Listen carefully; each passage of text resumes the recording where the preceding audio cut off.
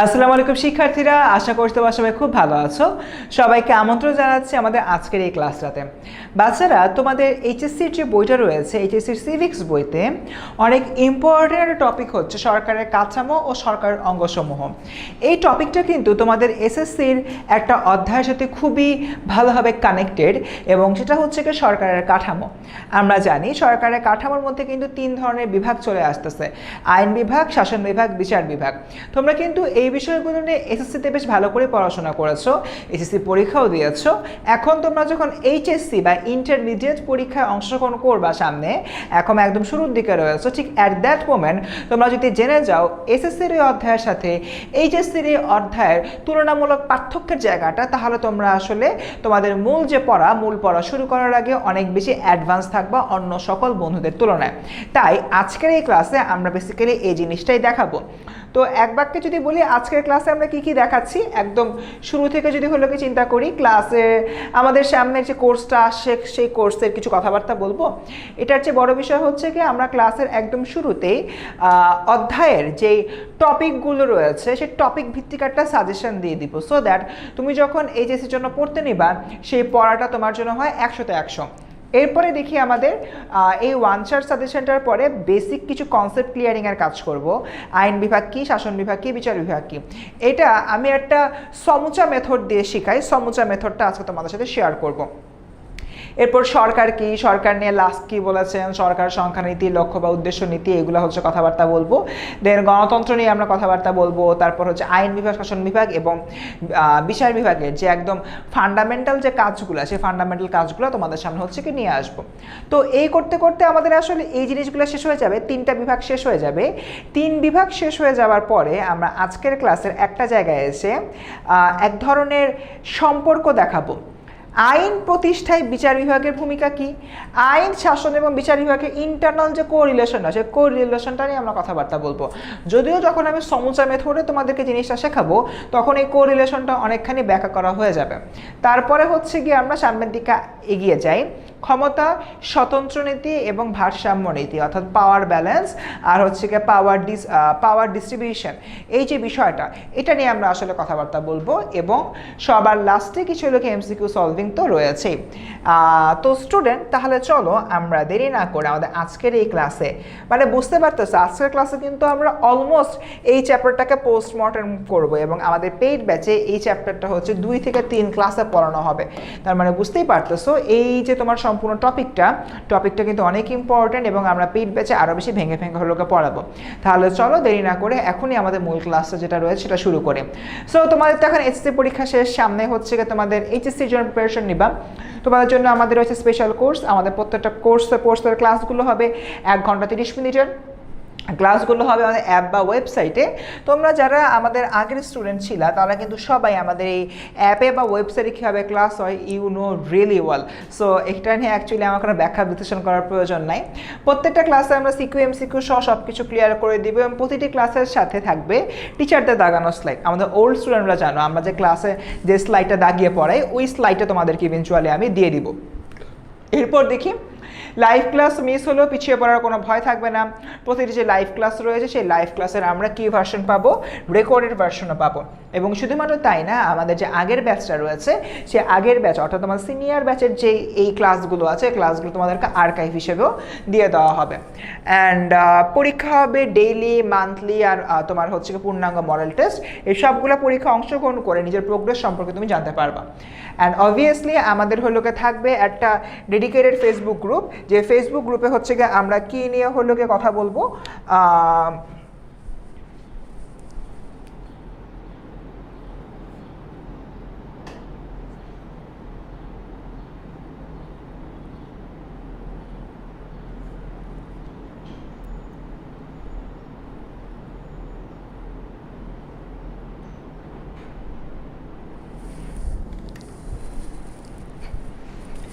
Cut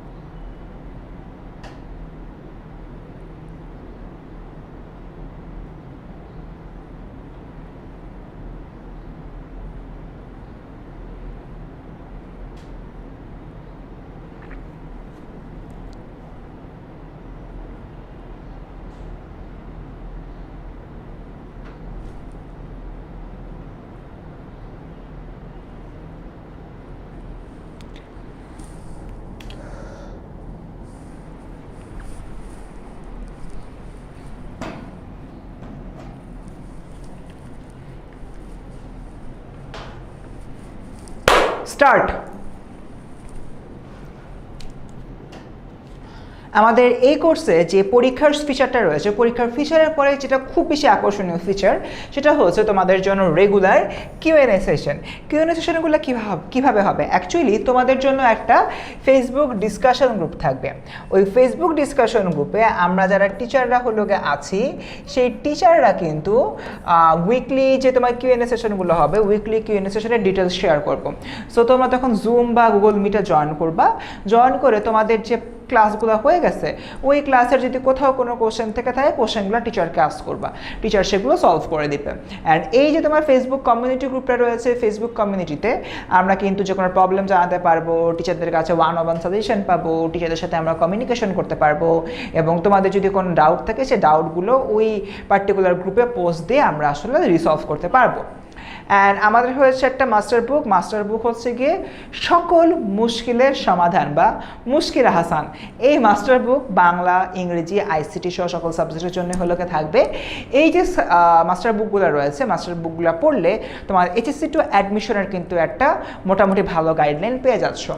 and তোমরা যদি monthly, daily আর model টেস্টের এক্সামগুলোতে ভালো করো, তাহলে কিন্তু আমাদের তরফ থেকে পাবা এসওটিএম বা স্টুডেন্ট অফ দ্য মান্থ, অথবা আমাদের যে পেইড কমিউনিটিগুলো হবে সেখানে টপ কন্ট্রিবিউটর হিসেবে কাজ করতে পারলে তোমরা আমাদের কাছ থেকে এই গিফটগুলো কিন্তু পেয়ে যাবা। তাহলে চলো, উইদাউট এনি ফার্দার এডিউ এবার আমরা আমাদের মজার ক্লাসটা শুরু করে দিই।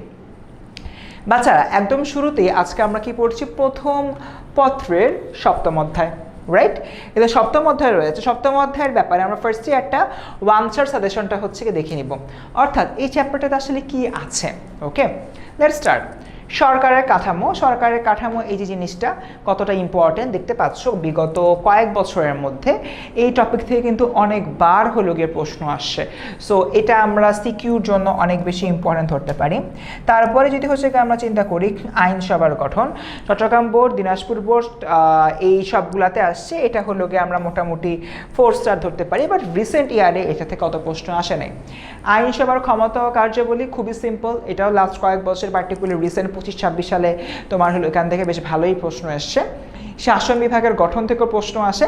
শাসন বিভাগের ক্ষমতা ও কার্যাবলী খুবই সিম্পলি একটা জিনিস মাথায় রাখবা, ক্ষমতা ও কার্যাবলী এই যে পয়েন্টারগুলো না, এই পয়েন্টারগুলো আসলে অনেক ইম্পর্ট্যান্ট। এখান থেকেই তোমার ইভেনচুয়ালি সিকিউগুলো আসে। নম্বরে জিজ্ঞাসা করে শাসন বিভাগের ক্ষমতার সাথে বিচার বিভাগের ক্ষমতা সম্পর্ক কোথায়, বা এটার যে কার্যাবলীগুলো রয়েছে, কাজগুলো কি কি, কাজগুলো হচ্ছে তোমার ব্যাখ্যা করো। সো এটা আমাদের অ্যাকচুয়ালি একটু লিখতে হবে। এবং 9 নম্বর, আইনের শাসন প্রতিষ্ঠায় বিচার বিভাগের ভূমিকা, অর্থাৎ রুল অফ ল আমি যদি প্রতিষ্ঠা করতে চাই, তাহলে আমার যে বিচার বিভাগ বা সুপ্রিম কোর্ট বা জুডিশিয়ারি রয়েছে, জুডিশিয়ারি কীভাবে কাজ করবে সেই বিষয়ে এখানে আলোকপাত করা হবে। And last but not the least, আমাদের এই জায়গাটা একটু টেকনিক্যাল। আইন, শাসন ও বিচার বিভাগের মধ্যকার পারস্পরিক সম্পর্ক জায়গাটা আসলে একটু টেকনিক্যাল। সো এটা যদিও অতবার আমরা আসতে দেখি না, যেরকম লাস্ট কুমিল্লা বোর্ড 2025-এ আসছিল, কিন্তু এটা যে সম্পর্কটা বা এদের মধ্যে যে একটা তোমার ভারসাম্য নীতি বা ক্ষমতা সঞ্চয়করণ নীতির ব্যাপার রয়েছে, এটা একটু আমাদের ভালো করে জানতে হবে। ওকে, তো মোটামুটি তো আমরা এতটুকু বুঝে গেলাম। এবার আসো আমরা এই টোটাল চ্যাপ্টারের যে 3টে বিভাগ রয়েছে, আইন, শাসন আর বিচার, এই 3টে জিনিস তোমাদেরকে একটু বুঝাই, তোমাদের একটু কনসেপ্টটা ক্লিয়ার করি। আমি জানি না এসএসসিতে তোমাদের কতখানি কনসেপ্ট ক্লিয়ার হয়েছে, বাট একটা জিনিস একটু হলেও কি আমাদের ভালো করে মাথায় রাখতে হবে, সেটা হচ্ছে আমাদের যদি এই কনসেপ্টটা ক্লিয়ার না থাকে, আমরা কিন্তু কিছুতেই এই চ্যাপ্টারের আগা মাথা বুঝবো না। ওকে, সো তোমাদেরকে আমরা এখন যে মেথডটা কি শেখাবো, সেটাকে আমি নাম দিয়েছি সামোসা মেথড। কি? সামোসা মেথড। ওকে, আমি জানি না তোমাদের মধ্যে কারা কারা ছোটোবেলায় মোটু পাতলু দেখছো। আমি ছোটোবেলায় খুব মোটু পাতলু দেখতাম। তো মোটু পাতলু যে মোটু লাল একটা পাঞ্জাবি পরে, ও যে বারবার সামোসা খায়, ওইখান থেকে বেসিক্যালি আমি সামোসা মেথডটা বের করছি। ওকে, আমরা ফার্স্টে সামোসা মেথডে একটা সমুচা আঁকবো। সমুচা না আঁকলে হবে? এই হচ্ছে কি আমার একটা সমুচা, সমোসা দেখি তো ইভেনচুয়ালি এরকমই হয়। আমি যখন সমোসাটা এঁকে ফেললাম, এর সমোসার মধ্যে তোমার 3টা বিভাগ আছে। একটা হচ্ছে কি তোমার আইন বিভাগ, একটা হচ্ছে কি তোমার শাসন বিভাগ, আর আরেকটা হচ্ছে কি তোমার বিচার বিভাগ। আমার সামোসা মেথডে আমরা এই 3 ধরনের বিভাগকে হলে দেখতে পাই। এবার আসো, এই যে আমরা 3 ধরনের বিভাগের কথা হচ্ছে কি বললাম, এই 3 ধরনের বিভাগের আসলে কাজটা কি, তারা আসলে জিনিসগুলো কিভাবে কি করে, আর আমি কেন এটাকে সামোসা মেথড বলতেছি। একটা মানুষের কথা চিন্তা করে, যে আমার কথা চিন্তা করে, আমি তোমাদেরকে পড়াচ্ছি, আমার 2টা হাত আছে, 2টা পা আছে, একটা নাক আছে, 2টা চোখ আছে, চোখের উপরে চোখ আছে একটা, বাট এটা এক্সট্রা, সো এটাকে আমরা কাউন্ট করবো না। একটা মাথা আছে। জাস্ট ইমাজিন আমি তোমাদেরকে পড়াচ্ছি, বাট আমার সামনে মাথাটা নাই, মাথা নাই, জাস্ট মাথার নিচ থেকে বাকিটুক আছে, অন্য কোনো জায়গা থেকে আওয়াজ আসতেছে, কেমন একটা ভয়ঙ্কর একটা বিষয় হবে না? তার মানে মাথাটা আসলে খুব বড় একটা রোল প্লে করে। একইভাবে তুমি যখন একটা সমুচা খাও, সাপোজ তুমি হচ্ছে ইয়াতে গেলা, কোনো একটা দোকানে গেলা, দোকানে যে তুমি হলো চিকেন সমুচা অর্ডার করলাম, চিকেন সমুচাতে হলো কি তুমি এক্সপেক্ট করতেছো অনেক বেশি হলো কি চিকেন আছে, তো চিকেন সমোসাটা দিল, 1 পিসের দাম 35 টাকা। তো তুমি ভাবতেছো বাবারে বাবা, একটা সমোসা খাবো, 1 পিসের দাম 35 টাকা, অনেক দাম তো, আমার স্কুলের ক্যান্টিনে 10 টাকা পাওয়া যেত।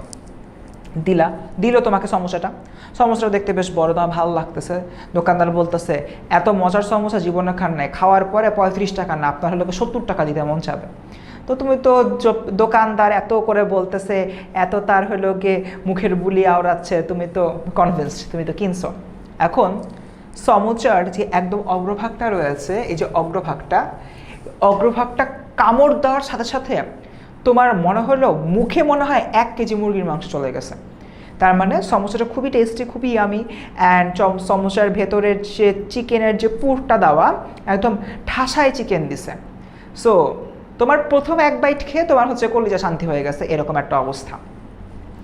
তার মানে সমোসাটা ভালো নাকি খারাপ তুমি এটা ডিটারমাইন করলা কিভাবে?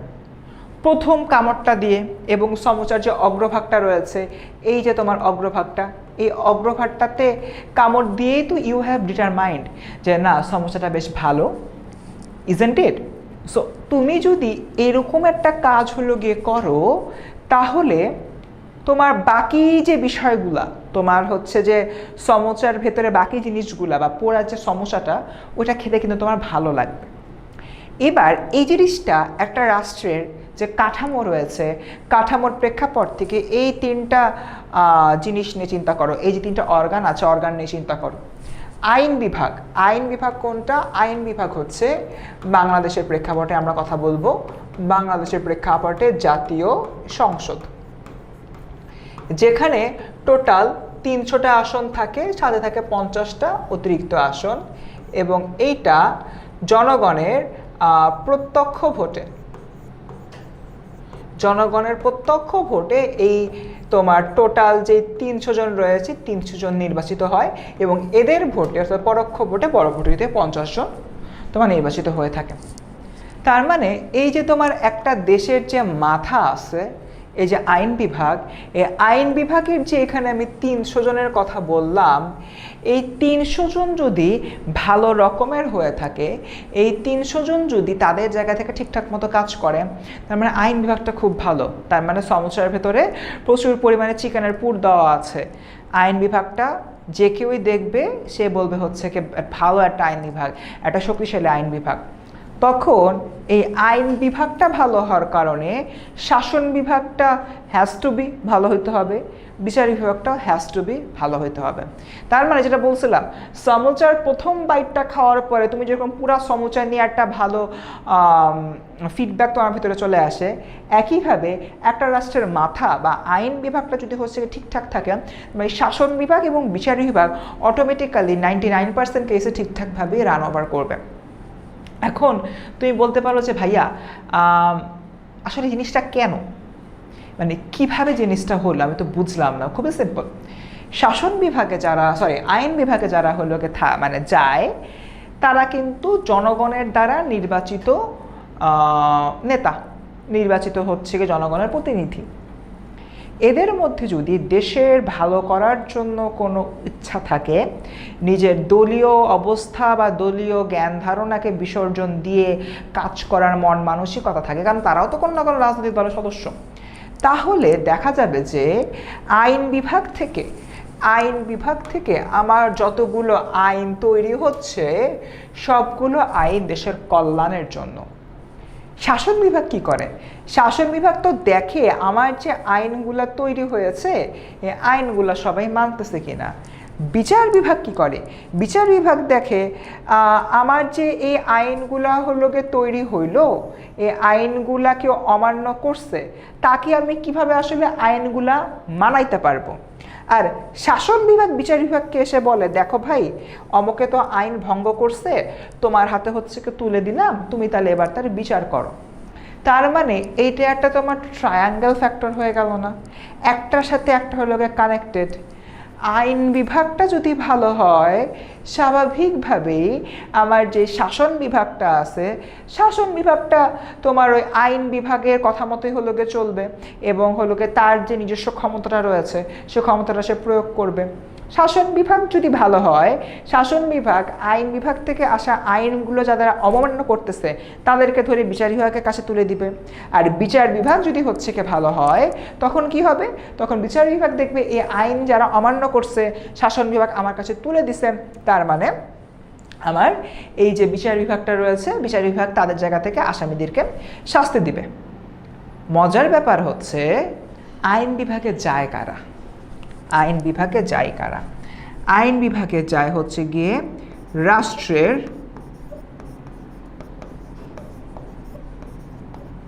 নির্বাহী সদস্যরা।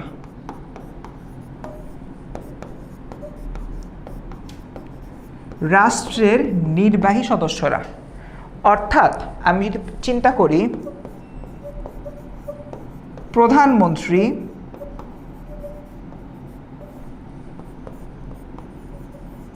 মন্ত্রী, প্রধানমন্ত্রী যাচ্ছে, মন্ত্রী যাচ্ছে, তারপর হচ্ছে কি বিরোধী দলীয় নেতা, মানে এক কথায় বিরোধী দল তারা যাচ্ছে, নির্বাচিত সংসদ সদস্যরাও যাচ্ছে, মানে সবাই তো সংসদ সদস্য তারা হইল যাচ্ছে।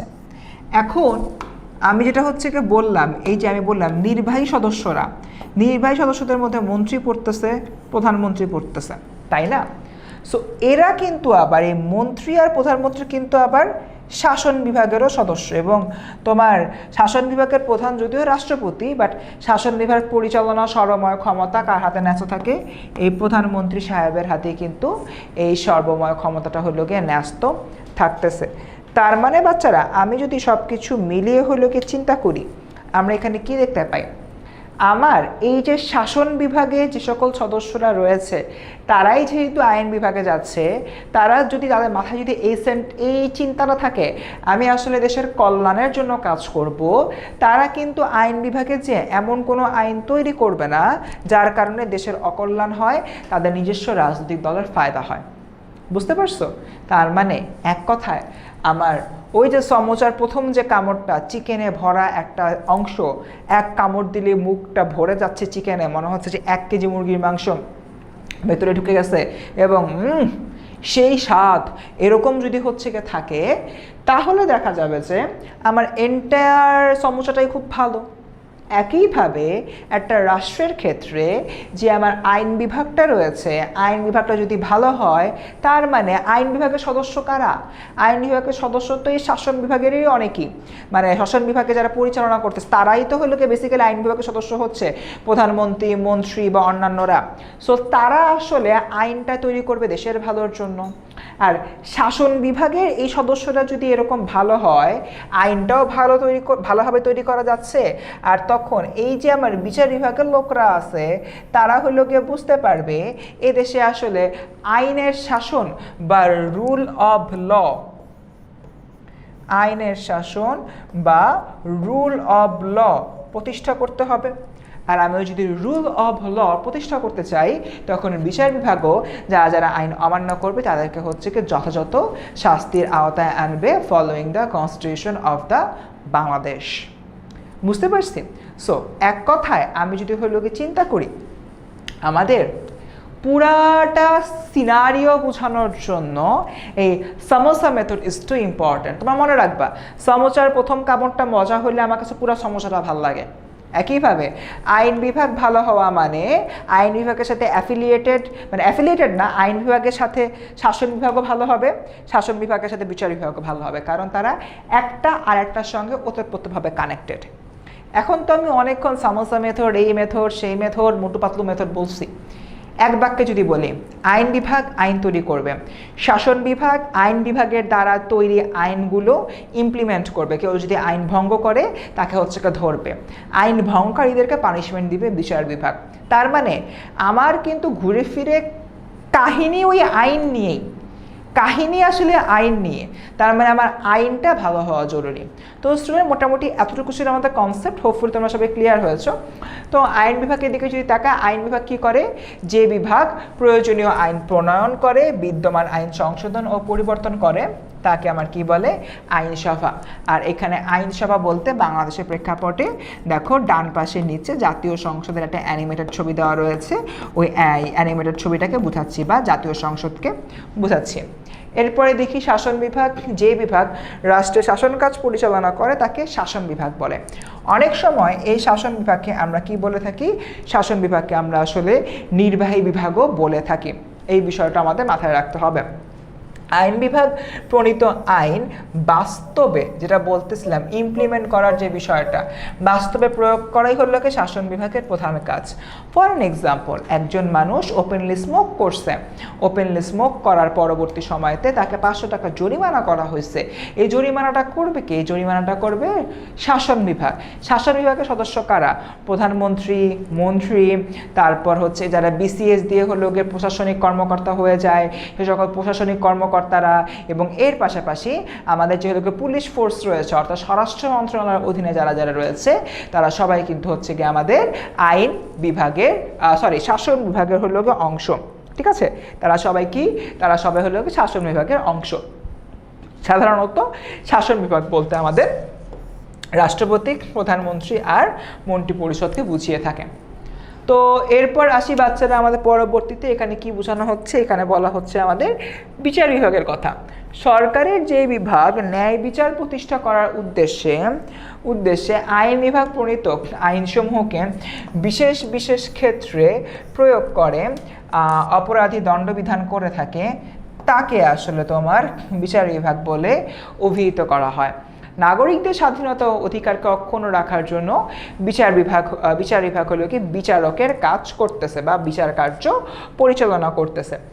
এখন একটা জিনিস একটু তোমাদেরকে খুবই সিম্পলি বুঝাই, একটা তোমাদের এক্সাম্পল দিয়ে বুঝাবো, যে এক্সাম্পলটা মাথায় থাকলে তোমাদের আসলে কোনো ঝামেলা থাকবে না, একদম ক্লিয়ারলি বুঝে যাবা।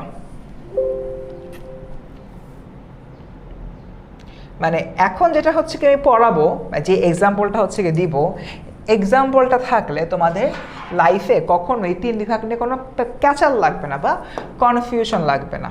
ওকে, আমাদের এই যেটা একটা গল্প বলবো, এই গল্পের প্রধান ছেলে হচ্ছে আক্কাসের ছেলে ঝাক্কাস। ওকে, আক্কাসের ছেলে ঝাক্কাস এই গল্পের আমাদের প্রধান চরিত্র। আক্কাসের একটা রোল আছে, বলবো। আক্কাসের ছেলে যে ঝাক্কাস, ও একটা অদ্ভুত কাজ করছে। অদ্ভুত কাজ করার আগে একটু ব্যাকগ্রাউন্ডটা হচ্ছে কে বলি। হুট করে ধরে নাও, আমরা জানি উন্মুক্ত সিগারেট খাওয়া যায় না বা উন্মুক্ত কখনো স্মোক করা যায় না বাংলাদেশের প্রেক্ষাপটে। সেখানে ছোট্ট একটা তোমার পানিশমেন্ট আছে, 500 টাকা না 1000 টাকা এরকম। তো সরকার দেখলো যে সবাই এরকম উন্মুক্ত স্মোক করতেছে, স্মোকিং জোন ছাড়া, তো ইভেনচুয়ালি দেশের পলিউশন বাড়তেছে এবং অনেকেই নানা রকম রোগে আক্রান্ত হচ্ছে। তাই সরকার একটা আইন পরিবর্তন করছে। সরকার মানে অর্থাৎ আমাদের যে আইন বিভাগ রয়েছে, আইন বিভাগ একটা আইন পরিবর্তন করেছে। ঠিক আছে, সে কি আইন পরিবর্তন করেছে? 500 টাকা না, কেউ যদি উন্মুক্ত স্মোক করে 50,000 টাকা জরিমানা, কেউ যদি টাকা দিতে ব্যর্থ হয় 6 মাসের বিনাশ্রম কারাদণ্ড। তো আক্কাসের ছেলে ঝাক্কাস একটা বাজে কাজ করে ফেলছে। সে আইন বিভাগের এই আইনটার ব্যাপারে জানতোই না, সে হলো আইনটাকে ভঙ্গ করছে। সে কি করছে? সে হলো আইনটাকে ভঙ্গ করছে। আইনটাকে ভঙ্গ করার পরবর্তী সময়তে তোমার একটা ঝামেলা হয়েছে। সে হলো গিয়ে পুলিশের কাছে ধরা পড়ছে। সে হলো গিয়ে রাস্তার পাশে দাঁড়ায় এরকম সিগারেট খাচ্ছিল, পুলিশ জিনিসটা হলো গিয়ে দেখে ফেলছে। তো আমাদের এই যে তোমার পুলিশ প্রশাসন রয়েছে, তোমাদেরকে আগেই হলো গিয়ে বলছিলাম, আচ্ছা এক সেকেন্ড, সো তোমাদেরকে আগেই হলো গিয়ে বলছিলাম আমাদের যে পুলিশ প্রশাসনটা রয়েছে, পুলিশ হচ্ছে কি করে, পুলিশ হচ্ছে গিয়ে ওদের জায়গা থেকে যারা হলো গিয়ে আইন ভঙ্গ করে, মানে আইন যাতে ইমপ্লিমেন্ট হয় সেই জিনিসটা হলো গিয়ে তারা নিশ্চিত করে। সো ঝাক্কাস কী করছে, আইন ভঙ্গ করছে, সেও হলো গিয়ে ওপেনলি স্মোক করছে। এবার আমাদের যে পুলিশ ভাই রয়েছে, পুলিশ ভাই জিনিসটা হলো গিয়ে দেখেছে। পুলিশ ভাই জিনিসটা হলো গিয়ে দেখার পরে এই যে তোমার আইন যে সে হলো গিয়ে ভঙ্গ করছে, এই ভঙ্গ করার জন্য পুলিশ তাকে কি করে, অ্যারেস্ট করে। পুলিশ তাকে তোমার অ্যারেস্ট করে, পুলিশ অ্যারেস্ট করে ঝাক্কাসকে বলে, এখন তো 50,000 টাকা জন্য না, তুই 50,000 টাকা দাও, না হয় 6 মাসের হচ্ছে কি তোমার জেল খাটো। তো ইভেনচুয়ালি ঝাক্কাস একটু ঝামেলায় পড়ে যায়, ওর কাছে হলো গিয়ে টাকা ছিল না, তাই পুলিশ ঝাক্কাসকে 6 মাসের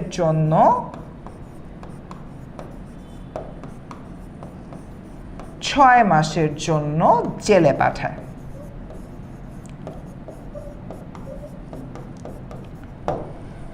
আচ্ছা, 6 মাসের জন্য আমার ছেলে পাঠাইলো। এখানে তোমার একটা জিনিস একটু মনে নোট করা হলো কি বেটার, এই যে পুলিশ, এই পুলিশটা কি, এই পুলিশ কিন্তু আমার শাসন বিভাগের একটা পার্ট।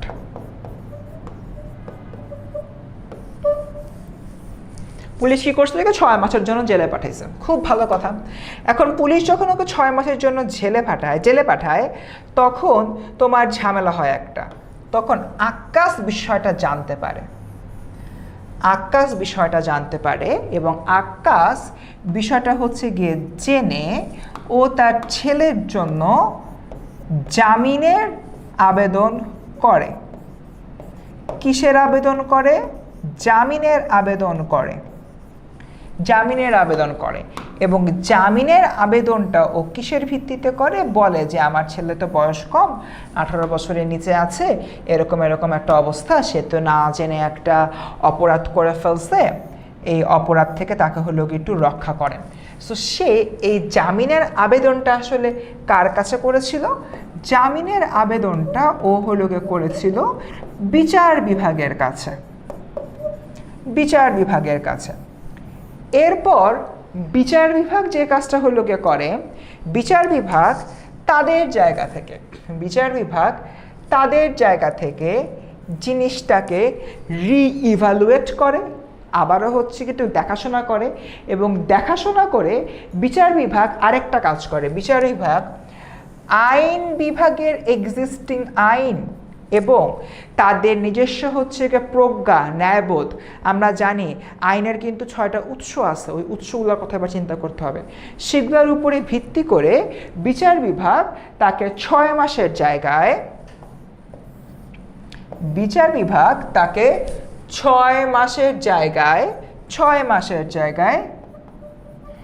2 মাস জেল অথবা 10,000 টাকা জরিমানা করে। তো আক্কাস যে কাজটা করে, আক্কাস তার ছেলেকে 2 মাসের জন্য জেলে রাখে না, সে হলো 10,000 টাকা জরিমানা হলো গিয়ে জরিমানা দেয়, দিয়ে তার ছেলেকে হলো ছাড়ায় আনে। তার মানে বাচ্চারা, একটা কি তুমি অদ্ভুত জিনিস হলো গিয়ে দেখছো আদৌ? তোমার এই পুরা যে একটা স্টোরি হয়েছে, আক্কাসের ছেলে ঝাক্কাস স্টোরি, এই পুরা স্টোরিতে আইন, তারপর শাসন কোথায়? আইন বিভাগ, শাসন বিভাগ, বিচার বিভাগ, এই 3টা বিভাগে যে প্যারালালি একজনের সাথে আরেকজন হলো কাজ করছে, 3টা বিভাগে যে একে অপরের সাথে হচ্ছে কানেক্টেড ছিল। সো এই জিনিসটা আমাদের হলো কি একটু মাথায় রাখতে হবে। কারণ হচ্ছে আমি একটা আইন নিয়ে কোনো কিছু করব কি করব না, ওই জিনিসটা যখন আমি ইমপ্লিমেন্ট করতে নিব, সেখানে আমার আইন বিভাগ, শাসন বিভাগ, বিচার বিভাগ 3টারই একটা কানেকশন থাকবে। আশা করতেছি এরপর থেকে আক্কাসের ছেলে ঝাক্কাস এই এক্সাম্পলটার মাধ্যমে 3 বিভাগের ইন্টারনাল কানেকশন এবং তাদের একে অপরের সাথে সম্পর্ক রয়েছে এটার কখনোই ভুলবা না। তো স্টুডেন্ট, আমাদের তো এই জিনিসটা হলো কে গেল, তাহলে চলো এবার আমরা শুরু করি আমাদের মূল যে বিষয়টা, মানে মূল বিষয়টা অ্যাকচুয়ালি এতক্ষণ ধরে আলাপ আলোচনা করছি, আমরা হলো কি একদম একটা থিওরি বুঝাই ফেলছি এখানে। তো ফার্স্টে হলো কেন রাষ্ট্র পরিচালিত হয় কীভাবে? গভর্নমেন্টের মাধ্যমে। অর্থাৎ রাষ্ট্রের মধ্যে আমার যে হচ্ছে গিয়ে সরকার ব্যবস্থাটা রয়েছে, সেই সরকারটা আসলে কীভাবে কাজ করবে সেটা আসলে কি, এটা হচ্ছে কি একটা রাষ্ট্রের খুবই গুরুত্বপূর্ণ উপাদান। এবং এই উপাদানটা হলো কি সরকার। রাষ্ট্রের ইচ্ছা অনিচ্ছা বিধিনিষেধ সমূহ কার মাধ্যমে প্রকাশিত হয়? আমার সরকারের মাধ্যমে আসলে প্রকাশিত হয়। ওকে, অধ্যাপক হ্যারল্ড জে লাস্কি এই জন্য বলেছেন সরকার হলো রাষ্ট্রের মুখপত্র। এই government is a spokesman to the state. দেখো, ওয়ার্ল্ড হেলথ অর্গানাইজেশন কোন একটা প্রোগ্রাম আয়োজন করছে, বাংলাদেশকে দাওয়াত দিবে। এখন বাংলাদেশ কি ওর ভূখণ্ড সহ হতে যাবে? না, বাংলাদেশের প্রাইম মিনিস্টার সেখানে যাবে, কারণ বাংলাদেশের মুখপাত্র হচ্ছে কি তোমার সরকার। বেসিক্যালি জিনিসটাকে খুবই সিম্পলি চিন্তা করো, তোমার কলেজের একজন প্রিন্সিপাল আছে না, তোমার কলেজে একজন প্রিন্সিপাল আছে, তাকে বলতেই কিন্তু আমরা পুরো কলেজটাকে হলেও কে বুঝি। একইভাবে তোমার দেশও এরকম একটা প্রতিষ্ঠান, যে স্কুল কলেজের মতোই প্রতিষ্ঠান, ওই প্রতিষ্ঠানটা চালানোর জন্য একটা মানুষ লাগবে, সে হচ্ছে প্রধানমন্ত্রী। এবং এই জিনিসটাকে সুষ্ঠুভাবে করার জন্য আমরা হচ্ছে গণতান্ত্রিক সরকার ব্যবস্থা বা আদার স্টাফসগুলো দেখি। That's it. সরকার একটি বাস্তব রাজনৈতিক প্রতিষ্ঠান। সংকীর্ণ অর্থে সরকার বলতে আইন, শাসন ও বিচার বিভাগের সাথে সংশ্লিষ্ট সকল কর্মকর্তা ও কর্মচারীদেরকে বুঝিয়ে থাকেন। তো গ্রিক দার্শনিক অ্যারিস্টটলের মতে তোমার সংখ্যানীতি এবং লক্ষ্য ও উদ্দেশ্য নীতি, এই দুই শ্রেণীতে সরকারকে ভাগ করা যায়। তো সংখ্যানীতি কি? সংখ্যানীতি হচ্ছে কি তোমার একজন শাসন করতেছে, রুল বাই ওয়ান, যেটার মাধ্যমে হচ্ছে গিয়ে স্বাভাবিক মোনার্কি রাজতন্ত্র বিকৃত হলে গিয়ে স্বৈরতন্ত্র। তোমার হচ্ছে গিয়ে টাইরানি, দেখা যায় যে একজন শাসন করতে করতে স্বৈর শাসক হয়ে গেছে।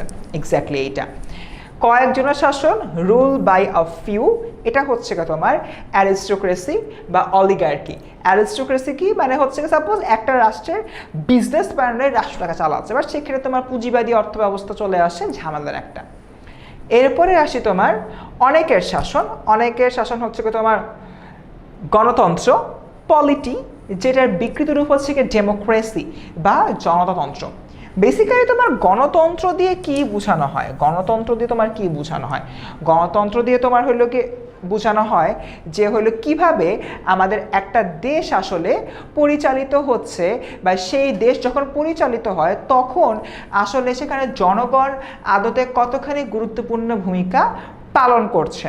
কারণ গণতান্ত্রিক সরকার ব্যবস্থায় সরকারকে কে আসলে তোমার হলো নির্বাচিত করে? জনগণ ভোট দানের মাধ্যমে নির্বাচিত করে। তাই এরকম একটা জায়গা থেকে আমাদের আসলে এই জিনিসটা মাথায় রাখতে হবে, জনগণ যেখানে ভোট দান করছে, ভোট দান করে সরকারকে নির্বাচিত করছে, সেটাই হচ্ছে গিয়ে আমার কি গণতন্ত্র। যেটার তোমার স্বাভাবিক বিষয়টা হচ্ছে গিয়ে পলিটি, বাট বিকৃত বিষয়টা হচ্ছে গিয়ে আমার ডেমোক্রেসি। হোপফুলি তোমরা এতটুকু ক্লিয়ার হয়েছ।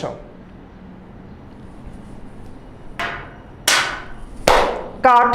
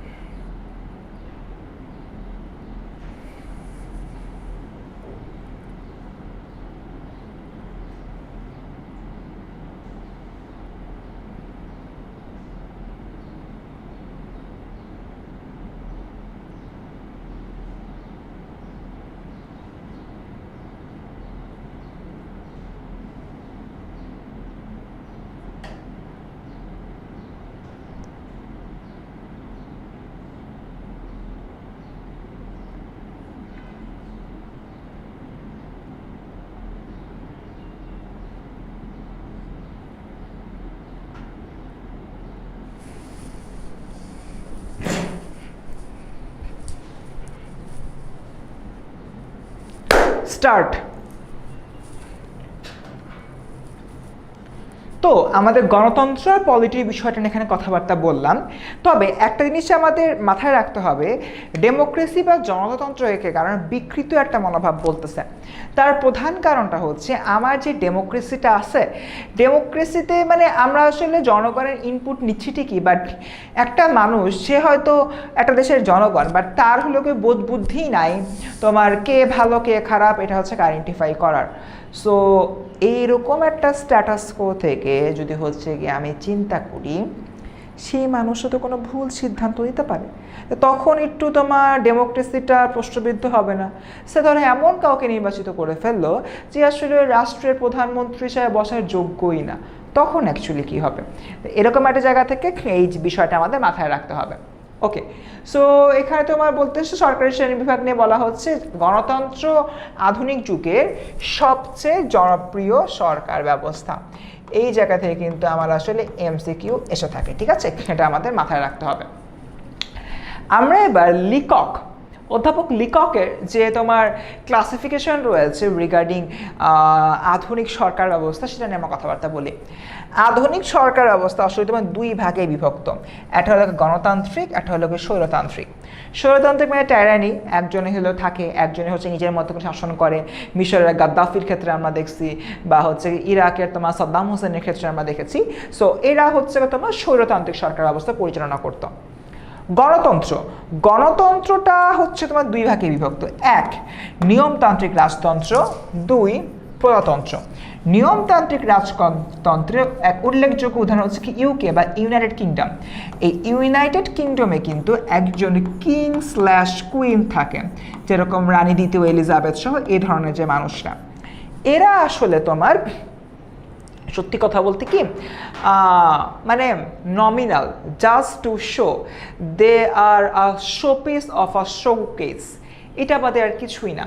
সো দেখা যায় যে এখানে নিয়মতান্ত্রিক রাজতন্ত্র মানে বাবার পরে তার ছেলে, ছেলের পরে তার ছেলে, এভাবে তোমার রাজা হচ্ছে বা হচ্ছে কি তোমার মোনার্ক হচ্ছে বা সম্রাট হচ্ছে, বাট তাদের কিন্তু একটা জনগণ দ্বারা স্বীকৃত সংসদ ব্যবস্থা বা পার্লিয়ামেন্টারি সিস্টেম হলোকে থাকে। আরও একটা মজার বিষয় হচ্ছে এই যে তোমার রাজতন্ত্রটা বা রাজ পরিবারটার কথা বলা হচ্ছে, এদেরও কিন্তু জনগণের মানে সমর্থন থাকতে হবে, জনগণের সমর্থন না থাকলে কিন্তু আবার হবে না। তাই এরকম একটা জায়গা থেকে এটা হচ্ছে গিয়ে আমার নিয়মতান্ত্রিক রাজতন্ত্র, যেখানে সংসদীয় ব্যবস্থা রয়েছে এবং সংসদের লোকে পিএম ডিপিএম এগুলা যারা আছে তাদেরকে কিন্তু আসলে তোমার সিলেক্ট করবে। কে সিলেক্ট করবে? সিলেক্ট করবে হচ্ছে যে জনগণ। এরপর আসি প্রজাতন্ত্র, এটাকে আমরা দুই ভাগে ভাগ করতে পারি, সংসদীয় যেটা হচ্ছে গিয়ে আমরা বাংলাদেশে দেখতে পাই, আমরা হইলে কি ইন্ডিয়াতে দেখতে পাই। এখানে হচ্ছে গিয়ে প্রধানমন্ত্রীকে নির্বাচন করা হয়, প্রধানমন্ত্রী সবচেয়ে বেশি পাওয়ারফুল থাকে। আর আরেকটা হচ্ছে কি আমার রাষ্ট্রপতি, যেটা আমরা ইউএসএতে দেখতে পাই, যেরকম লাস্ট নির্বাচনে ইউএসএ প্রেসিডেন্ট হিসেবে ডোনাল্ড ট্রাম্পকে হলো নির্বাচিত করেছিল, তার আগে ছিল বাইডেন, তার আগে ছিল আবার ট্রাম্প, তার আগে ছিল ওবামা। সো এই বিষয়টা, সো ইভেনচুয়ালি দেখা যায় যে তোমার নিয়মতান্ত্রিক রাজতন্ত্র আর প্রজাতন্ত্র সকল জায়গায় আসলে জনগণের ডিরেক্ট যে ইন্টারভেনশনটা ওয়াইল ইলেক্টিং দেয়ার গভর্নমেন্ট, সেই জিনিসটা এখানে এনশিওর করা হয়েছে। সো সরকারের এই কাজগুলো করার জন্য সরকারের তোমার তিন প্রকারের বিভাগ দরকার, একটা হচ্ছে আইন বিভাগ, একটা হলো শাসন বিভাগ এবং আরেকটা হলো তোমার বিচার বিভাগ। এবং ব্যাপারটা হচ্ছে সব কিছু নিয়ে আমরা কথাবার্তা বলে আসছি, তো আমাদের সমস্যা মেথডটা অবভিয়াসলি মনে আছে এখনো। আইন প্রণয়নের দায়িত্ব, রুল মেকিং ফাংশনস দেওয়া হয় আইন বিভাগকে, রুল অ্যাপ্লিকেশন ফাংশনস দেওয়া হয় আমার শাসন বিভাগকে, আর হচ্ছে কি তোমার আইন ভঙ্গকারী শাস্তি দেওয়া হয় রুল অফ অ্যাডজুডিকেশন, কেউ যদি আইন ভঙ্গ করে তাকে ঠাস ঠাস করে শাস্তি দেওয়ার দায়িত্বটা দেওয়া হয় তোমার বিচার বিভাগকে। তো সরকারি বিভাগ তিনটি, যথা আইন বিভাগ, শাসন বিভাগ এবং বিচার বিভাগ। এবার আসো আমাদের যে তিনটা বিভাগ রয়েছে, তিনটা বিভাগের মৌলিক কাজগুলো কী কী সেটা নিয়ে আমরা একটু কথাবার্তা বলি। তো আইন বিভাগ আইন প্রণয়ন করে বুঝতে পারছি, শুধু প্রণয়নই না, ওরা আইন সংশোধন করে। আক্কাসের জেলা ঝাক্কাসের এক্সাম্পলটা মনে আছে? ওখানে যে আমি দেখছি যে 500 টাকা জরিমানা ছিল, এখন 50,000 টাকা করে ফেলছে। আক্কাসের জেলা ঝাক্কাস, তার মানে ওখানে কিন্তু আইনটাকে সংশোধন করা হয়েছে বা পরিমার্জন করা হয়েছে বা পরিবর্তন করা হয়েছে, মানে একটা আইনকে বা কনস্টিটিউশনের বা সংবিধানের একটা লকে ওরা কিন্তু চাইলে চেঞ্জ করতে পারে। 3 নাম্বার, সংবিধান প্রণয়ন ও সংবিধান সংশোধন করতে পারে। যেরকম তোমাদের বইতে দেখবা যে সপ্তাদশ যে তোমার সংশোধনী হয়েছে সেগুলো নিয়ে হলো কথাবার্তা বলা হয়েছে। এই যে তোমার সংসদের যে সংশোধনীর কনস্টিটিউশনের যে সংশোধনের বিষয়টা, এই সংশোধনের বিষয়টা আমাদের একটু মাথায় রাখতে হবে, এখান থেকে প্রশ্ন আসে। কিছু কিছু নির্বাচনমূলক কাজ করে, যেরকম নির্বাচনমূলক কাজ কি, এককালে হলো সিস্টেম ছিল যে বাংলাদেশে নির্বাচন হবে তত্ত্বাবধায়ক সরকারের আন্ডারে, এবং এই তত্ত্বাবধায়ক সরকার হবে কি একদম নিরপেক্ষ যে কোনো একজন ব্যক্তি, হয়তো হতে পারে নিরপেক্ষ কোনো ইউনিভার্সিটির ভাইস চ্যান্সেলর, কিংবা হতে পারে নিরপেক্ষ এমন কোনো প্রধান বিচারপতি যে এখন রিটায়ারমেন্টে আছেন। তো সব কিছু মিলায় এইভাবে এই ধরনের একটা আইন পাস করে এটা কিন্তু সংবিধান কাজ করেছিল। তো সংবিধান তাহলে কিছু কিছু ক্ষেত্রে নির্বাচনমূলক কাজ করে, এটা এখানে বলা হচ্ছে। এরপর থেকে শাসন বিভাগ, দ্য এক্সিকিউটিভরা কি করে? এক্সিকিউটিভরা হলো তাদের জায়গা থেকে আসলে অভ্যন্তরীণ যে শাসন ব্যবস্থাটা রয়েছে সে অভ্যন্তরীণ শাসন ব্যবস্থাটা পরিচালনা করে, যেরকম পুলিশ ফোর্স, তারপর হচ্ছে র্যাব ফোর্স, তারপরে হচ্ছে তোমার আনসার, ভিডিপি, এই যে এরা রয়েছে এরা কিন্তু আসলে তোমার দেশের অভ্যন্তরীণ শাসন ব্যবস্থাটা পরিচালনা করে, এবং এগুলো পরিচালনা করার জন্য কিন্তু মন্ত্রণালয়গুলো কাজ করে। মন্ত্রণালয়গুলো কয়েকটা ভাগে ভাগ করা হয়েছে, শিক্ষা মন্ত্রণালয়, স্বরাষ্ট্র মন্ত্রণালয়, পররাষ্ট্র মন্ত্রণালয়, তারপর হচ্ছে গিয়ে আইন মন্ত্রণালয়, এই ধরনের অনেকগুলো কিন্তু মিনিস্ট্রিতে হলো কি দেশের শাসন ব্যবস্থাটাকে ভাগ করা হয়েছে, সো দ্যাট এই সেগমেন্টে একটা রাষ্ট্র কীভাবে পরিচালিত হবে সেই জিনিসটা যাতে এই সেগমেন্টে যে সকল মিনিস্ট্রিগুলো রয়েছে মিনিস্ট্রিগুলো can work with that. So এই জায়গা থেকে তোমার আইন প্রয়োগের যে কাজটা করতেছে আমার শাসন বিভাগ, এবং অভ্যন্তরীণ শাসন পরিচালনার কাজটাও করতেছে। 1 গেল, 2 গেল। 3 নাম্বার, রাষ্ট্রপতি কর্তৃক আইনসভার অধিবেশন আহ্বান ও স্থগিত করে দেওয়া বা ভেঙে দেওয়া। খুবই সিম্পল, আমাদের একটা জিনিস এখানে মাথায় রাখতে হবে, এটা হচ্ছে শাসন বিভাগের প্রধানকে। কেউ জানলে একটু আমাকে জানাও। শাসন বিভাগের প্রধান কিন্তু প্রধানমন্ত্রী না, প্রধানমন্ত্রী সর্বময় ক্ষমতার অধিকারী শাসন বিভাগের, বাট শাসন বিভাগের প্রধান হচ্ছে আমার রাষ্ট্রপতি। এই যে রাষ্ট্রপতি রয়েছে, রাষ্ট্রপতি একটা অদ্ভুত কাজ করে, সে কাজটা হচ্ছে তিনি সংসদ আহ্বান করতে পারে। নির্বাচনের পরে যদি কোনো সংসদ আহ্বান করার জন্য রাষ্ট্রপতিকে প্রয়োজন হয়, রাষ্ট্রপতি যদি হলো নিজের জায়গা থেকে সংসদ আহ্বান না করে, কোনো একটা ইন্ট্রোডাক্টরি স্পিচ না দেয়, ইন দ্যাট কেস আল্লাহর দুনিয়ায় আপনারা ধরে নিতে হবে ওই সংসদটা চালুই হবে না। আবার সংসদ অধিবেশনের শেষেও যদি রাষ্ট্রপতির সম্মতি না থাকে তাহলে সেই সংসদ অধিবেশন শেষ হবে কিনা সেখানে সন্দেহ পোষণ করা হয়। অথবা রাষ্ট্রপতি যদি মনে করে যে এই সরকারের যে প্রধানমন্ত্রী রয়েছে সে প্রধানমন্ত্রীর উপরে সংসদের 300 জনের মধ্যে 299 জনই হলো আস্থা হারায় ফেলছে, কারণ আরেকজন তো প্রধানমন্ত্রী নিজেই, সো তাহলে বা 2/3 না 1/3 কি একটা হিসাব আছে, আস্থা হারিয়ে ফেলেছে, প্রধানমন্ত্রী একেবার প্রধানমন্ত্রী মানে না। At that moment রাষ্ট্রপতি চাইলে সংসদকে ভেঙে দিতে পারে। জাস্ট ইমাজিন রাষ্ট্রপতির এই জায়গা থেকে কতটা পাওয়ারফুল। সো রাষ্ট্রপতি কিন্তু আসলে শাসন বিভাগের প্রধান হিসেবে এই কাজগুলো করতে পারতেছে। রাষ্ট্রপতি কর্তৃক অধ্যাদেশ জারি, যে কোনো একটা অধ্যাদেশ জারি করতে পারে, সংসদ ভেঙে দেওয়া হলো এরকম একটা অধ্যাদেশ জারি করতে পারে, এ ধরনের কোনো আইন জারি করতে পারে। রাষ্ট্রপ্রধানের সামরিক কার্যাবলী, আমরা যারা হচ্ছে গিয়ে মোটামুটি ক্যান্টনমেন্ট এরিয়াতে হচ্ছে গিয়ে থাকি, ক্যান্টনমেন্ট এরিয়াতে থাকলে আমরা দেখি অনেক গাড়ির পেছনে এরকম স্টার থাকে,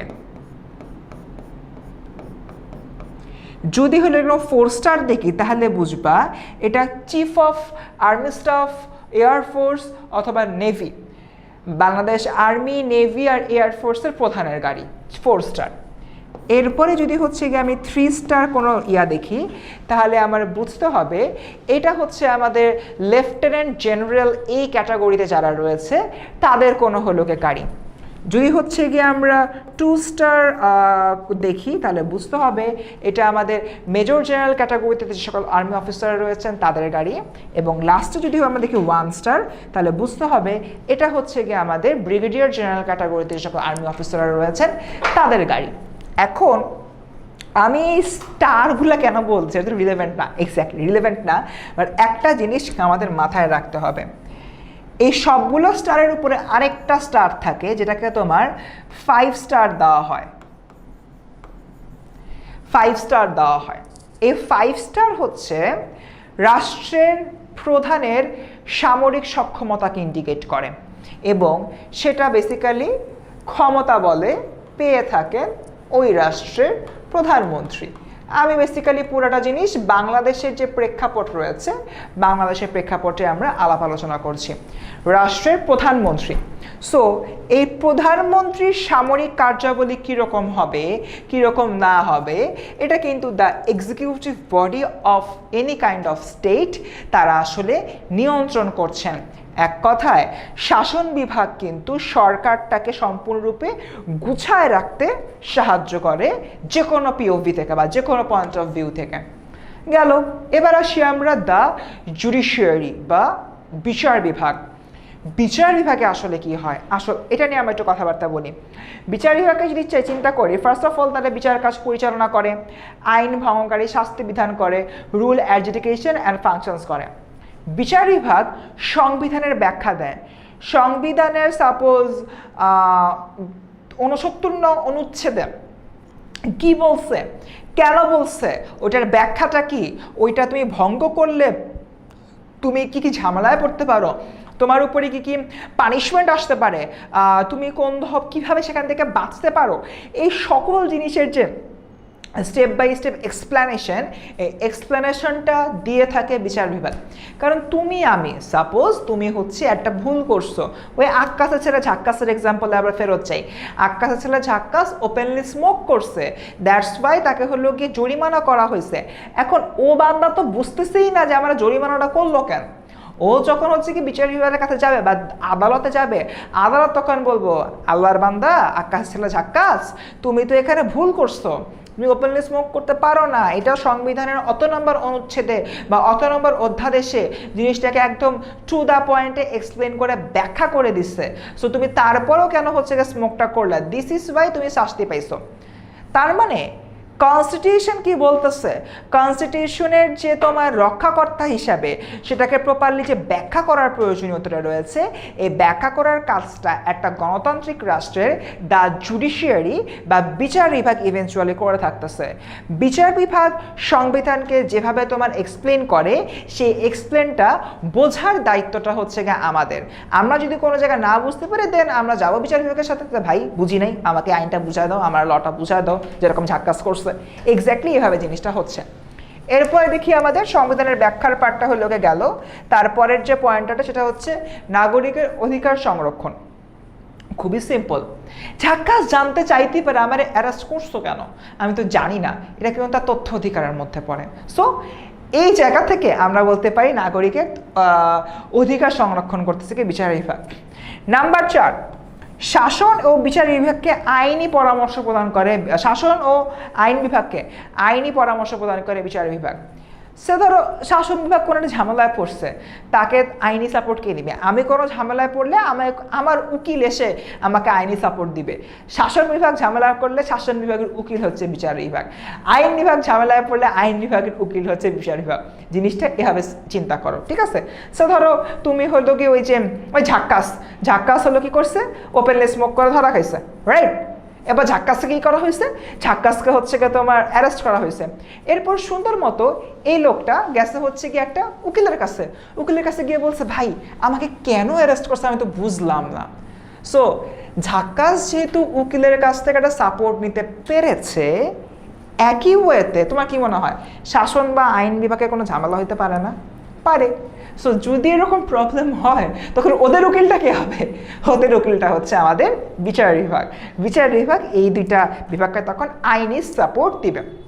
অ্যান্ড যে কোনো প্রকার তদন্তমূলক কাজ, ফর অ্যান এক্সাম্পল প্রধানমন্ত্রীর এগেনস্টে কোনো একটা অ্যালিগেশন আসলো, ফলোয়িং দ্যাট অ্যালিগেশন প্রধানমন্ত্রীকে হয়তো তোমার সবাই আস্থা হারাবে, তো প্রধানমন্ত্রীর এই কাজের এগেনস্টে তদন্তটা করবে কে? তদন্ত করবে আমার বিচার বিভাগ। Hopefully you got it. So আইনসভা লেজিসলেচার এখানে ব্যাখ্যা করে দেওয়া সব কিছুই। বাংলাদেশ জাতীয় সংসদ, ভারতীয় লোকসভা, আমেরিকার যুক্তরাষ্ট্রের কংগ্রেস অ্যান্ড ব্রিটিশ পার্লিয়ামেন্ট আমার খুবই ড্রিম প্লেস। আমি চাই এখানে গিয়ে একটা ছবি যাতে তুলতে পারি, সবাই দোয়া করবো আমার জন্য, ঠিক আছে? সো ওকে, আইনসভার সংগঠন ইন দ্য মিনটাইম আমরা কথাবার্তাগুলো বলে ফেলছি। বাট বর্তমান সময় আইনসভাগুলো দুই প্রকারের হয়ে থাকে, এক কক্ষ আর দ্বিকক্ষ বিশিষ্ট আইনসভা। এক কক্ষ বিশিষ্ট আইনসভা খুবই সহজ, তোমার ভোট দিবে 300 জন বা 350 জনের জন্য, যারা যারা ভোটে জিতবে তারা আসবে। দ্বিকক্ষতে একটু হলো চাপ আছে, উচ্চকক্ষ নিম্নকক্ষ। তোমরা দেখা যাচ্ছে যে নিম্নকক্ষটা হলো জনগণ সিলেক্ট করতেছে, দেন তোমার হচ্ছে কি ভোটের রেশিও অনুযায়ী বা নানান রকম অনুযায়ী তোমার নিম্নকক্ষ, সাপোজ হলো নিম্নকক্ষ হলো 300 জন, ওই ভোটের রেশিও এবং আদার স্টাফ অনুযায়ী উচ্চকক্ষতে আসন থাকবে তো 100টা। উচ্চকক্ষে যদি আসন থাকে হলো 100টা, তাহলে সেখান থেকে কিছু আসন পাবে উচ্চকক্ষে, কিছু আসন পাবে ওই তোমার কি বলে সরকার দল, আর কিছু আসন পাবে হচ্ছে কি তোমার বিরোধী দল। এইভাবে জিনিসটা অ্যাকচুয়ালি ভাগ করা হয়। তবে উচ্চকক্ষ আর নিম্নকক্ষ মানে দ্বিকক্ষ বিশিষ্ট আইনসভার মানে সবচেয়ে বড় যে পজিটিভ সাইডটা সেটা হচ্ছে এক কক্ষ বিশিষ্ট আইনসভাতে ওই আইনসভা হ্যাঁ বললে হ্যাঁ, না বললে না, সেকেন্ড টাইম ওইটা রিথিঙ্ক করার সুযোগ নাই। বাট ওয়েন এটা আসলে দ্বিকক্ষ বিশিষ্ট আইনসভার প্রেক্ষাপটে কথাবার্তা বলা হচ্ছে, তখন কিন্তু আসলে ব্যাপারটা একটু অন্যরকম। নিম্নকক্ষ একটা আইনকে পাশ করে দিছে, ফাইনাল করে দিছে, ওটা উচ্চকক্ষে উঠছে। উচ্চকক্ষে উঠার পর উচ্চকক্ষ বললো যে না, এই আইনটা তো হয় না, সে ডিক্লাইন করে দিতে পারে। মানে একটা আইন পাশ করার আগে ওইটা রিভিজিটের সুযোগ থাকে, রিক্যালকুলেশনের সুযোগ থাকে, ওই আইনটা নিয়ে আবারও চিন্তা করার, ভাবনা করার, আইনটা কতখানি একটা ওয়েলফেয়ার স্টেটের জন্য কার্যকর হিসাবে কাজ করবে সেই জিনিসটার ভাবনা চিন্তা করার সুযোগ থাকে। সো মোটা দাগে যদি হচ্ছে আমরা চিন্তা করি, আমাদের এক কক্ষ বিশিষ্ট আইনসভার চাইতে দ্বিকক্ষ বিশিষ্ট আইনসভা একটা লয়ের ফিজিবিলিটি, একটা লয়ের অ্যাকাউন্টেবিলিটি এবং একটা ল কতখানি হচ্ছে perfect for a welfare state সেটা আসলে নিশ্চিত করে। আমি বারবার ওয়েলফেয়ার স্টেট শব্দটা বলছি, এটার মানে হচ্ছে কল্যাণমূলক রাষ্ট্র, যে রাষ্ট্র তার জনগণের কল্যাণের জন্য আসলে কাজ করে। সো ওকে, আমরা আসলে এই জিনিসটা তখন ধরে ব্যাখ্যা করছি ভার্বালি। তো আবার একটু বলি, এক কক্ষ বিশিষ্ট ওই যে 300 জন যে নির্বাচিত হয়েছে, কাজ শেষ, খোদা হাফেজ, ওদের একদম ঝামেলা আমরা শেষ। দ্বিকক্ষ বিশিষ্ট মানে ডিভাইডেড বাই 2 সেগমেন্ট, নিম্নকক্ষ উচ্চকক্ষ, নিম্নকক্ষ সদস্যগণ প্রত্যক্ষ নির্বাচনের মাধ্যমে নির্বাচিত হইল। হওয়ার পরে সদস্যগণ উচ্চ কক্ষে যায়, কতগুলো সিস্টেম রয়েছে, উত্তরাধিকার সূত্রে, মনোনয়নের মাধ্যমে, আবার আরেকটা নির্বাচন হয় প্রত্যক্ষ নির্বাচনের মাধ্যমে, পরোক্ষ নির্বাচনের মাধ্যমে। আবার কোনো কোনো ক্ষেত্রে কিছু রেশিওর হিসাব করা হয়। রেশিওর হিসাব করার পরে সরকার দল হয়তো 100টার মধ্যে পাইলো 51টা আসন, বিরোধী দল হয়তো পাইলো তোমার হচ্ছে 49টা আসন, এই 49টা আসন 100টা আসন হলে তারা গেল। আর এই 51 আর 49 সরকার দল যে 51 জনকে পাঠাবে কিসের বেসিসে পাঠাবে? হয়তো তোমার উত্তরাধিকার সূত্রে পাঠাতে পারে, কিংবা তারা ইন্টারনালি একটা হলো ভোটাভুটি করবে, যেটাকে আমরা পরোক্ষ ভোট বলে থাকি। এখন প্রশ্ন করা, ভাই পরোক্ষ ভোট কোনটা? প্রত্যক্ষ ভোট তো জনগণ ডিরেক্ট গিয়ে ভোট দিচ্ছে। পরোক্ষ ভোট জনগণের নির্বাচিত প্রতিনিধিরা যদি অন্য কোনো ভোটাভুটির মাধ্যমে অন্য কাউকে হচ্ছে কি ইলেক্ট করে, ইন দ্যাট কেস সেটা হবে কি পরোক্ষ ভোট। মানে জনগণের মতামতে তো প্রত্যক্ষ ভোটে তারা নির্বাচিত হয়েছে, তারা আরেকটা নির্বাচন করছে অন্য কাউকে সিলেক্ট করার জন্য, তো জনগণ এখানে ইনডিরেক্টলি আসতেছে না, তার মানে এটা হচ্ছে কি আমার কি পরোক্ষ ভোট। সো আইনসভার কিছু কার্যাবলী রয়েছে, যেরকম আইন প্রণয়ন, সংশোধন, এগুলি অ্যাকচুয়ালি বলে আসছি আমরা অলরেডি। এরা প্রত্যক্ষ তোমার কার্যাবলী, আর এটা হলো পরোক্ষ কার্যাবলী। যেরকম সোশিয়ালাইজেশন, রাজনৈতিক অংশগ্রহণ মানে হচ্ছে কি তোমার সরকার দল, বিরোধী দল একটা ছাদের নিচে এসে ডিবেট করবে, মানে that's a different types of beauty of a Democratic country, ঠিক আছে। রাজনৈতিক মতৈক্য সৃষ্টি, রাজনৈতিক বিরোধ দূরীকরণ ইত্যাদি, এই কাজগুলো বেসিক্যালি পরোক্ষভাবে করে থাকে। এরপর আসি এক্সিকিউটিভের প্রধান যে হলো কাজটা, তারা একটা হলো গিয়ে পলিটিক্যাল এক্সিকিউটিভ হিসেবে কাজ করে, একটা হচ্ছে নন পলিটিক্যাল এক্সিকিউটিভ হিসেবে কাজ করে। তার মানে রাজনৈতিক অংশকাররা যারা জনগণের ভোটে নির্বাচিত হয়েছে, মানে মন্ত্রী, প্রতিমন্ত্রী, রাষ্ট্রপ্রধান, সরকার প্রধান, এরা সবাই কিন্তু হচ্ছে কি তোমার পলিসি মেকার হিসেবে কাজ করে।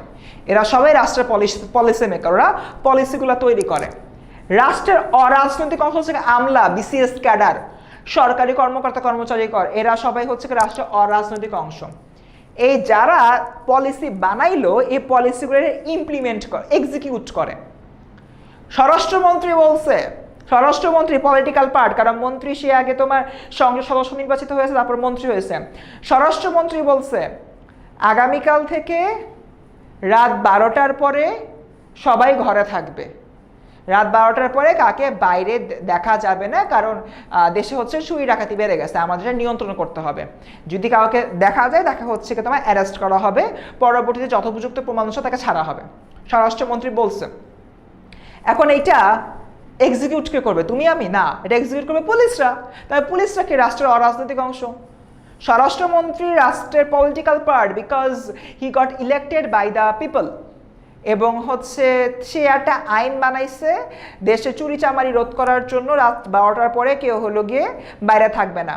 এটা এক্সিকিউট করার জন্য রাষ্ট্রের যে পুলিশ সদস্যরা রয়েছে বা পুলিশ স্টাফরা রয়েছে, এই পুলিশ স্টাফরা ইভেনচুয়ালি নেমে পড়লো মাঠে, তারা কাজ করতেছে 12টার পরে, যাকেই দেখছে অ্যারেস্ট করতেছে, আইডি টাইডি ইত্যাদিতে চেক করতেছে। So this is the process. শাসন বিভাগে বেশ কিছু কার্যাবলী রয়েছে।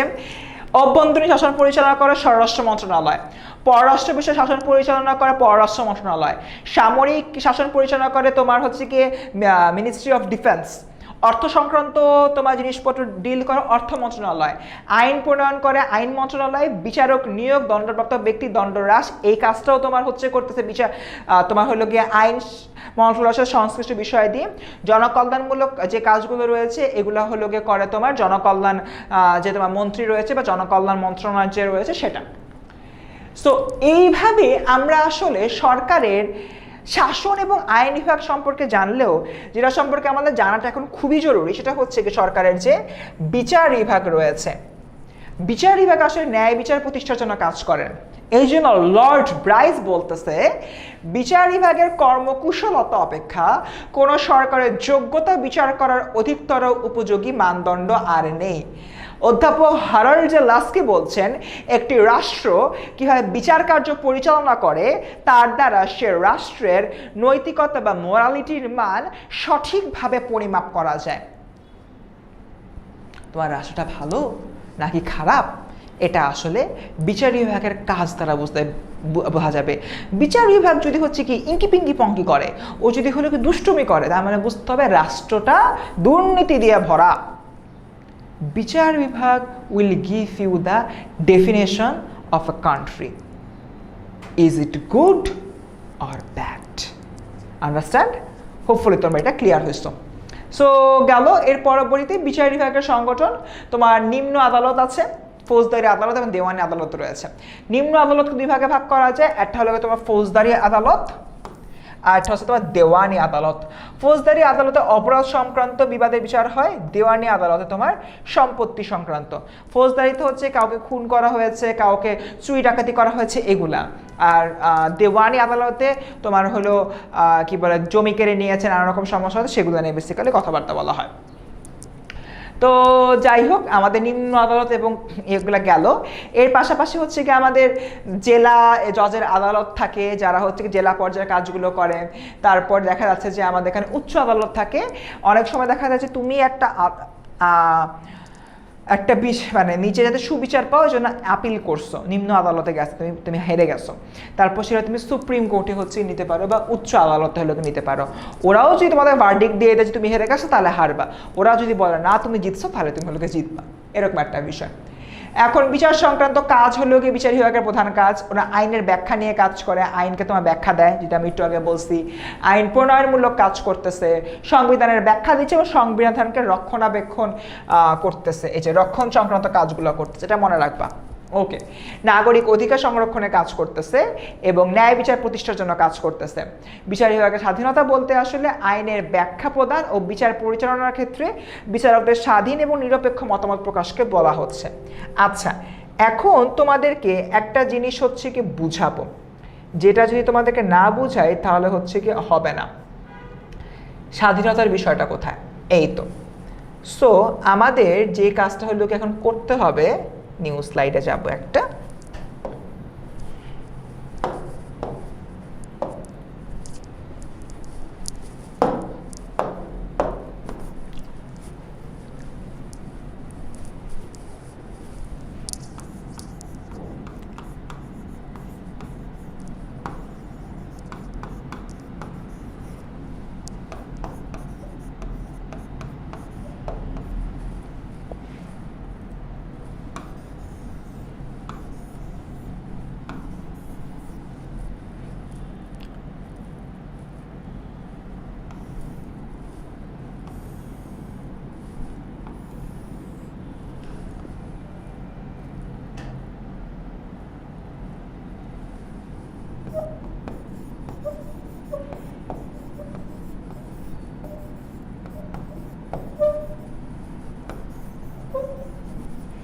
আচ্ছা, এই ট্রিটা এবার আমাদের বুঝতে হবে।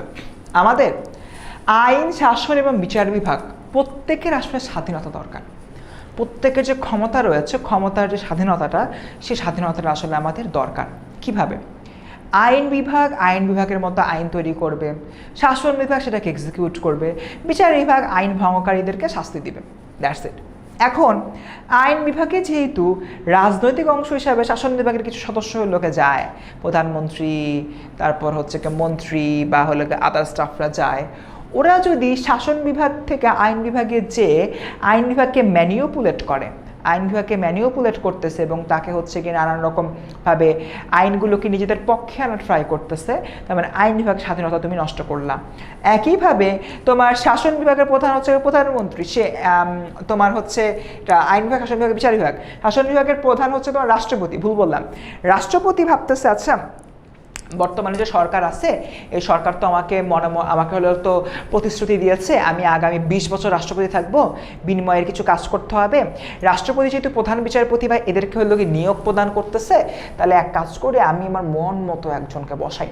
তো মন মতো একজনকে বিচারক বসালো বা প্রধান বিচারপতি হিসেবে বসাইলো, এরপর সে রাষ্ট্রপতি যা বলে বা প্রধানমন্ত্রী যা বলে ওই অনুযায়ী কাজ করতেছে। তার মানে শাসন বিভাগ কিন্তু বিচার বিভাগকে কন্ট্রোল করতেছে বা নিয়ন্ত্রণ করতেছে। এই জিনিসটাই কিন্তু আসলে প্রবলেমেটিক একটাই ফ্যাক্টর।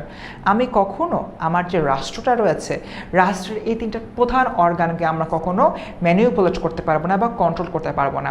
এগুলোকে আসলে তোমার নিয়ন্ত্রণের মধ্যে রাখাই যাবে না।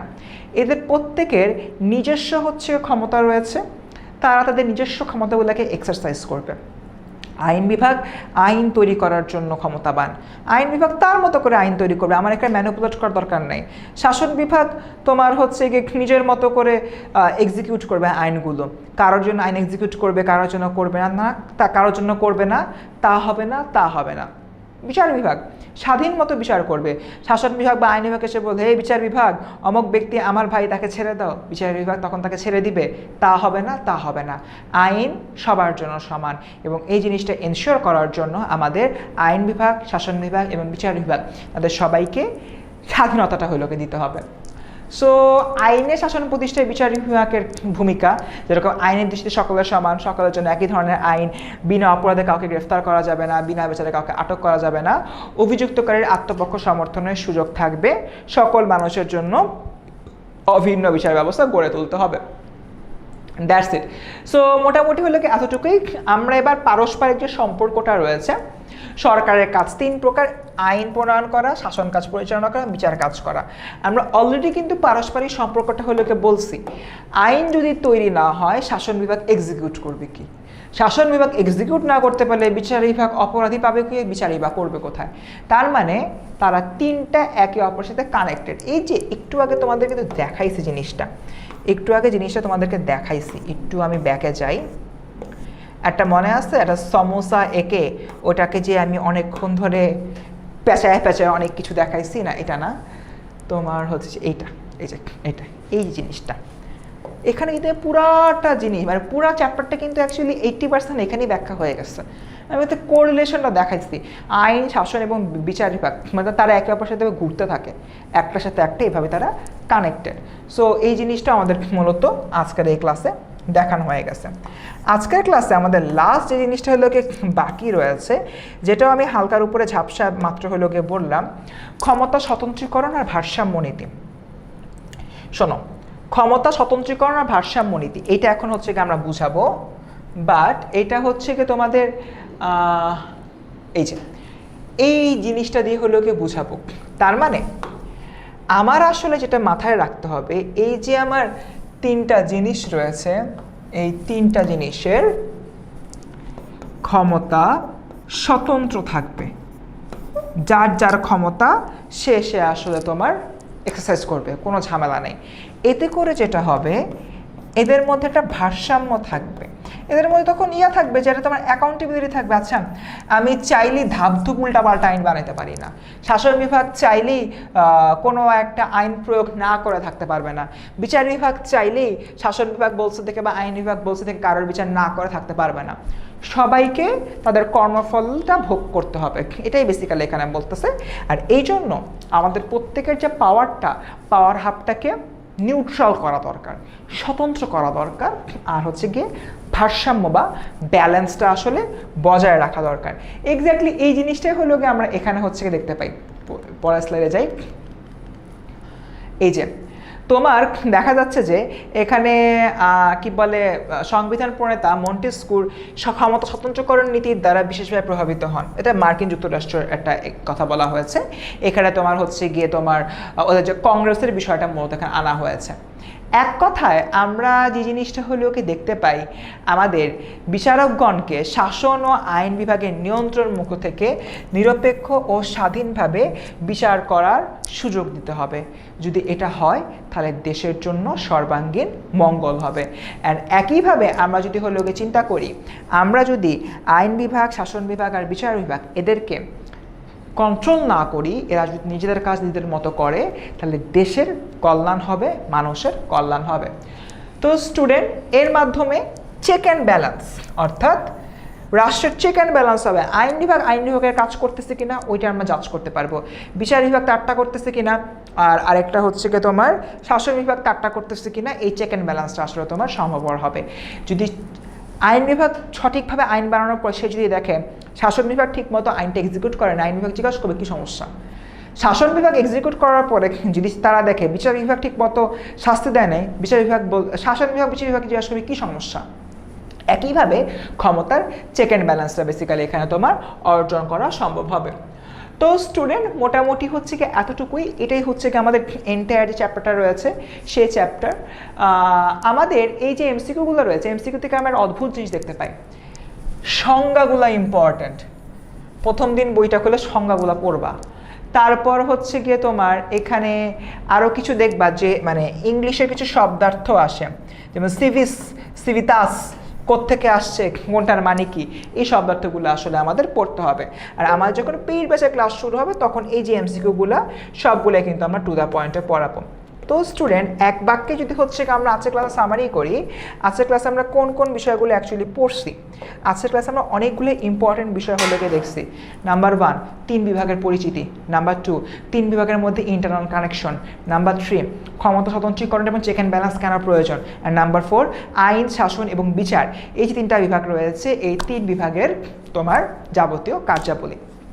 তো তোমরা যখন আমাদের পেইড ব্যাচে আসবা তখন কিন্তু আমাদের 1.5 ঘন্টা লাইভ ক্লাসগুলো পাচ্ছ, আমাদের অ্যাপ এবং ওয়েবসাইটগুলো সম্পর্কে ওয়েবসাইটে ক্লাসগুলো করতে পারবা, সিকিউ এমসিকিউ তো ক্লিয়ার হয়ে যাবে। এবং প্রত্যেকটা ক্লাসের পর আজকের ক্লাসে অনেক দাগাইছি, আক্কাসের ছেলে ঝাক্কাস বুঝাইছি, সামোসা মেথড শিখাইছি, এই জিনিসগুলো যে দাগাইছি না, এটা তোমরা পেয়ে যাবা। রেকর্ডের ক্লাস পাবা যদি কোনো ক্লাস মিস হয়ে যায়।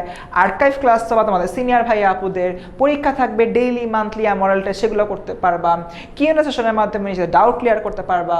তোমাদের প্রাইভেট ফেসবুক গ্রুপের মাধ্যমে নিজেদের মধ্যে ডিসকাশন করতে পারবা এবং টিচারদের সাথে কথাবার্তা বলতে পারবা। লাস্ট বাট নাম্বার লিস্ট, তোমাদের সকল মুশকিল হাসান মাস্টার বুক পেয়ে যাবা। অ্যান্ড ইয়েস SOTM ও টপ কন্ট্রিবিউটর পুরস্কার পাবা যদি তুমি পরীক্ষাতে ভালো করো এবং আমাদের পেইড কমিউনিটিতে ভালোভাবে সবার সাথে এনগেজ করো। তো স্টুডেন্ট, আজকের ক্লাসটা বেসিক্যালি আমরা এখানেই শেষ করব। দেখা হবে আমাদের পেইড ব্যাচের ক্লাসে ইনশাল্লাহ। অ্যান্ড একটা কথা বলি, শুরু থেকে এভাবে গুছিয়ে পড়লে তোমার ভালো রেজাল্ট তুমি করতে পারবা ইনশাল্লাহ। আর অবশ্যই তোমার যে কাঙ্ক্ষিত স্বপ্নটা রয়েছে, জীবনের যে লক্ষ্যটা রয়েছে, সেই লক্ষ্যটা অর্জন করতে পারবা। কারণ দিন শেষে SSC আর HSC রেজাল্টস ম্যাটার্স আ লট। দেখা হবে তোমাদের স্বপ্নযাত্রার সারথি হয়ে পাশে থাকার সময়। সেই পর্যন্ত সবাই ভালো থেকো। আসসালামু আলাইকুম।